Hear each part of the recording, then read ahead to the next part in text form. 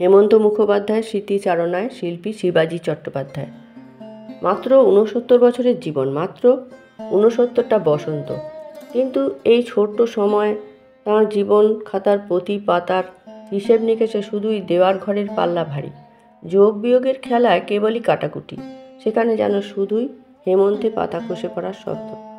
মনের ঘরের একাকী কোণে রিক্ততা আর শূন্যতার কথোপকথন। তবু সব কিছুকে পাশ কাটিয়ে তিনি নিজেকে গড়ে তুলেছিলেন মহিরুহ, বাংলার সঙ্গীত দুনিয়ার মসিহা। কি এক অদম্য চেষ্টায় হয়ে উঠেছিলেন মাইলস্টোন। হেমন্ত মুখোপাধ্যায় নামটাই একটা ইনস্টিটিউশন। তবু কম আঘাত তো দেয়নি তাকে জীবন। একদিকে চরম দারিদ্র্যের সঙ্গে লড়াই, অন্যদিকে সামাজিক ঘাত প্রতিঘাতে রক্তাক্ত হৃদয়, সব মিলিয়ে জীবনপুরের এক লড়াকু পথিক। শুধু মনের খবরটাই রয়ে গেল অজ্ঞাতে। তবু আশ্চর্যের ব্যাপার, এত লড়াইয়ের মধ্যেও তাঁর সঙ্গীত জীবন ছিল প্রায় 60 বছরের। সুতরাং গান যে তার ধমনীতে বইত, এটা বুঝে নিতে অসুবিধা হয় না। ব্যক্তি হেমন্ত ছিলেন প্রথম দিকে পঙ্কজ মল্লিকের অন্ধভক্ত। তখন চোখ কান বন্ধ করে পঙ্কজ মল্লিককে কপি করতেন। কোনো জলসায় ডাক পেলে পঙ্কজ মল্লিকের গানই তখন একমাত্র অবলম্বন ছিল। সেই সময় হেমন্ত মুখোপাধ্যায়কে লোকজন ছোট পঙ্কজ বলে ডাকতে শুরু করেছিল। ক্রমে গান তার জীবনে এমন জায়গায় গিয়ে পৌঁছালো যে লেখাপড়া ছেড়ে দিলেন দুম করে। সিদ্ধান্ত নিয়ে ফেললেন, যদি বাঁচেন গানকে ধরেই বাঁচবেন। এদিকে ভাই বোন, দাদা বৌদি সহ একটা গোটা পরিবারের ভার তখন ওর ওপর। কী করবেন, কিভাবে বাঁচবেন, কিভাবে নিজে বাঁচবেন, কিভাবে বাঁচাবেন পরিবার, কিভাবে বাঁচাবেন নিজের স্বপ্নকে। গানের টিউশন করা শুরু করলেন। আর্থিক সংকটে দীর্ণ শীর্ণ হেমন্ত দাস সেই সময়টায় কোনো বিশ্রাম ছিল না। দিন রাত গানের টিউশনি করতেন।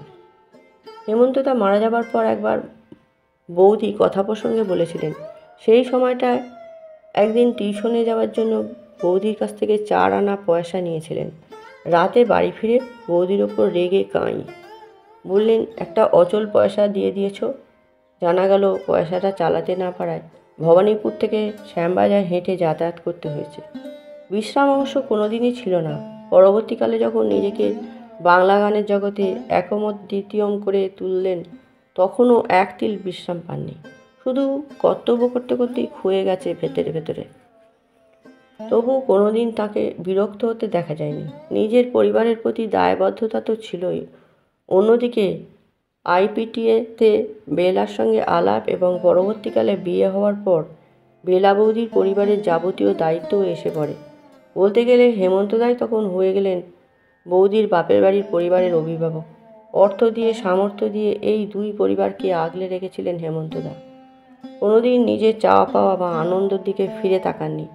বিলাসিতার তো নামমাত্র ছিল না।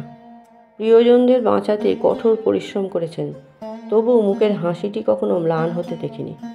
হেমন্ত মুখোপাধ্যায়ের মাইলস্টোন হয়ে ওঠার পেছনে বেলা মুখোপাধ্যায়ের ত্যাগও কম ছিল না। তবু মনের কোনো গভীরে বৌদির বেশ কিছুটা অভিমান লুকোনো ছিল। অভিমানের মোড়কে কষ্টও বলা যায়। বৌদি নিজেই বলেছিলেন, যখন তার হেমন্তদার সঙ্গে দেখা হয় তখন হেমন্তদার থেকে নাকি ওর নামডাক বেশি ছিল। কিন্তু পরবর্তীকালে হেমন্তদার সঙ্গে বিয়ে হওয়ার পরে তার স্বপ্নের সমাধি হয়ে যায়। তাই শেষের দিকে বোধহয় বৌদির মধ্যে একটা ক্ষোভ বা অনুশোচনা কাজ করেছিল। ভেবেছিলেন, আমিও তো পারতাম, কিন্তু সংসার সামলাতে গিয়ে হয়ে উঠল না।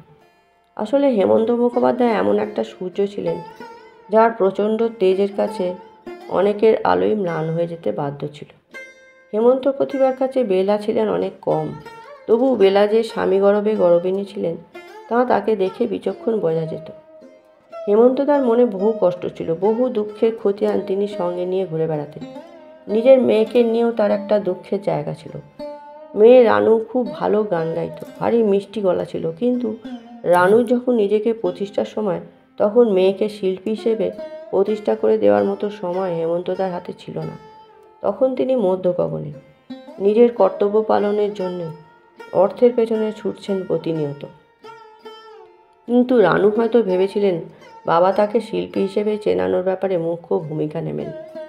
চাহিদাটা যে খুব অনুচিত তা বলছি না, তবু সেই চাহিদার মর্যাদা দেওয়ার মতো সময় তখন হেমন্তদার ছিল না। সুতরাং রানুর আর সেই পরিচিতি পাওয়া হয়ে ওঠেনি। এই নিয়ে মেয়ের বাবার ওপর যথেষ্ট অভিমান ছিল, কিন্তু রানু তো তার বাবার অবস্থার কথা জানতেন, তার মাথার ওপর কত বড় বোঝা ছিল তাও জানতেন। তাই বাবার অপেক্ষায় বসে না থেকে রানু নিজে উদ্যমী হয়ে যাওয়া বোধহয় উচিত ছিল। হেমন্তদার মৃত্যুর আগে বাপ মেয়ের সেই মান অভিমানের পালা সাঙ্গ হয়েছিল। ছেলে জয়ন্ত কিন্তু মোটেই বাবার মতো গলা পাননি। তবু গান যে একেবারেই গাইতেন না তেমনটা নয়, কিন্তু নিজে থেকে একেবারেই গাইতে চাইতেন না। জোর করলে বলতেন, গলা কি আছে, কি গাইব। এই জন্য জয়ন্তর মনে অবশ্য কোনো দিন কোনো ক্ষোভ দেখিনি। বাবার প্রতি তার কোনো অভিমানও ছিল না।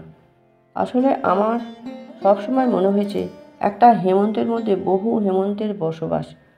সেখানে যেমন ছিলেন ঘোর সংসারী হেমন্তদা, তেমনি ছিলেন ব্যক্তি হেমন্তদা, মানবিক হেমন্তদা, লড়াকু হেমন্তদা এবং অবশ্যই নিজের অন্তরে কষ্টকে লালন করা একজন আদ্যান্ত শিল্পী। কর্মই যার জীবনে এক এবং একমাত্র আদর্শ। আমার ব্যক্তিগত ধারণা, গীতার কর্মযোগ অধ্যায়টা বোধহয় হেমন্তদা নিজের জীবনের আদর্শ করে নিয়েছিলেন, আর সেই আদর্শ পালন করে গেছেন জীবনের শেষ দিন পর্যন্ত। 60-70-এর দশক, তুমুল হেমন্ত যুগ, সেখানেই হাত দিয়েছেন, সেখানেই সোনা ফলেছে। হেমন্ত মুখোপাধ্যায় যেন এক খনি, যেখানে বিভিন্ন রত্নের সহাবস্থান, সেই সঙ্গে উত্তম কুমার। এমন রাজ্যটক জুটি তো বাংলা সিনেমা আর পায়নি। এ যে ঈশ্বর নির্দিষ্টই ছিল। সিনেমায় উত্তম মানেই হেমন্তকে চাই, আর সুরে গানে হেমন্ত মানে উত্তমকে পেতেই হবে। এ যেন পরিচালক প্রযোজকদের এক অলিখিত নিয়ম হয়ে গিয়েছিল। কিন্তু সূর্য চিরন্তন হলেও তার আলোকে আড়াল করার একটা চেষ্টা তো থাকেই। হেমন্তদাকেও সেই অপচেষ্টার মধ্যে পড়তে হলো। চেষ্টা চলল কীভাবে হেমন্ত মুখোপাধ্যায়ের কাজ কমিয়ে দেওয়া যায়, কীভাবে তাকে ব্যাকফুটে ঠেলে দেওয়া যায়। তার থেকেও যেটা ঘৃণ্য চেষ্টা, সেটা হলো জোর তৎপরতা শুরু হলো হেমন্ত উত্তম জুটিকে ভেঙে দেওয়ার। কী জঘন্য ষড়যন্ত্র! ফলও হলো 20 সাল বাদ ছবিতে হেমন্তদার ইচ্ছে ছিল ওয়াহিদা রহমানের বিপরীতে উত্তমবাবুকে নায়ক করা, কিন্তু অদৃশ্য কারণে উত্তম কুমার রাজি হলেন না। নায়ক হলেন বিশ্বজিৎ। ঘটে গেল মন কষাকষি। উত্তম হেমন্ত জুটিতে চিড় ধরল, অথচ দুজন দুজনকে কি শ্রদ্ধাটাই না করতেন। খুব কষ্ট পেয়েছিলেন হেমন্তদা। উত্তম কুমারের লিপে হেমন্তর গান কমে যেতে লাগলো। হেমন্তদাও বোধহয় অভিমান থেকে উত্তমবাবুর লিপে সেভাবে গাইতে চাইছিলেন না। জীবনের একটা অন্য মোড়ের মুখোমুখি এসে দাঁড়ালেন হেমন্ত মুখোপাধ্যায়। ওই সময়টা আমার মতে হেমন্তদার জীবনের অন্যতম গুরুত্বপূর্ণ একটা অধ্যায়। উত্তম আবহাওয়া থেকে বেরিয়ে এসে তখন যে কোনো নায়কের লিপে গান গাইতে শুরু করলেন। কে ছিলেন না সেই তালিকায়? সৌমিত্র চট্টোপাধ্যায়, অনুপ কুমার, সমিত ভঞ্জ, অনিল চট্টোপাধ্যায়, কালী ব্যানার্জি, রঞ্জিত মল্লিক, তাপস পাল। এটা হেমন্তদার বিচক্ষণতা বলেই আমার মনে হয়। তিনি সবার লিপে গান গেয়ে প্রমাণ করে দিয়েছিলেন যে তিনি কেবল উত্তম কুমারের লিপে বাঁধা থাকার জন্য নয়, তিনি সর্বজনীন। হেমন্ত মুখোপাধ্যায়ের সুর তার কণ্ঠে খোলা হাওয়ার মতো, যে কোনো শূন্যস্থানে নির্দ্বিধায় খেলে বেড়াতে পারে। এই সময়টাতেও কিন্তু প্রযোজক পরিচালকরা তাদের পছন্দের তালিকায় সুরকার গায়ক হেমন্ত মুখোপাধ্যায়কে 1 নম্বরেই রেখেছিলেন। তাই কোনো ষড়যন্ত্র বা অপচেষ্টা তাঁকে ছুঁতেও পারেনি। অথচ অর্থের টানাটানিতে কখনো ঠিকঠাক গানটাও শিখে উঠতে পারেননি। ওর যেটুকু শেখা সবটাই ছিল গানের শুনে। প্রথাগত তালিম নেওয়ার সুযোগ পেলেন কই? রেওয়াজ যে করবেন সময় কই? তখন তো তাকে পয়সার পেছনে ছুটতে হচ্ছে। শাস্ত্রীয় সঙ্গীত তো নাড়া বেঁধে কোনো কালে শেখেননি। তবু কোনো সুরে এমন সব শাস্ত্রীয় সুর লয় দিয়ে গেছেন যা আচ্ছা শাস্ত্রীয় শিল্পীকেও তাজ্জব করে দেয়। এ কি মানুষ নাকি সিদ্ধ পুরুষ? হেমন্তদাই একমাত্র সুরকার যিনি শুধুমাত্র গান দিয়ে এই ছবি হিট করিয়ে দিতে পারতেন। এরকম অজস্র প্রমাণ ছড়িয়ে রয়েছে। যেমন নবেন্দু চট্টোপাধ্যায়ের অদ্বিতীয়া। ছবিটা সেভাবে চলেনি, কিন্তু ছবির গানগুলো সুপার ডুপার হিট।